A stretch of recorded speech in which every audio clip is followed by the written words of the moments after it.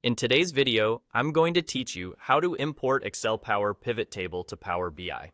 If you've built a robust data model in Excel using Power Pivot and want to continue your analysis in Power BI, this is the most direct way to bring that work across without rebuilding everything from scratch. We'll keep this simple and clear. In Power BI Desktop, head to the top left and click File. From there, choose Import. This tells Power BI that you want to bring in an existing model rather than start from a blank report.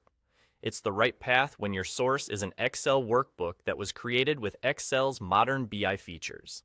Next, select the option labeled Power Query, Power Pivot, Power View. This is the all-in-one import choice that understands Excel workbooks built with those features. It's designed to capture your Power Query transformations, the Power Pivot data model, and any related metadata so Power BI can recreate the model on its side. Now, browse to the Excel file on your computer that contains your Power Pivot table and model. Choose the workbook you normally use in Excel, the one saved as an .xlsx or .xlsm with Power Pivot data.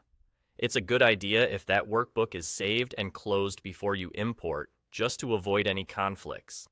After you select it, Power BI will analyze the workbook, migrate the queries and model, and load the data into your Power BI report. What should you expect after the import? Your tables will appear in the Fields pane, along with measures and calculated columns you created in Power Pivot. Relationships from the Excel data model typically come through as well, so your model should behave much like it did in Excel. You can open the model view in Power BI to see those relationships visually and confirm that everything maps as expected. If you used Power View in Excel, note that its visuals don't import as visuals, but your underlying data and measures are preserved, ready to be visualized using Power BI's native visuals. A quick tip: if something doesn't show up as expected, make sure the original Excel file truly used Power Pivot rather than just a regular pivot table connected to a worksheet range.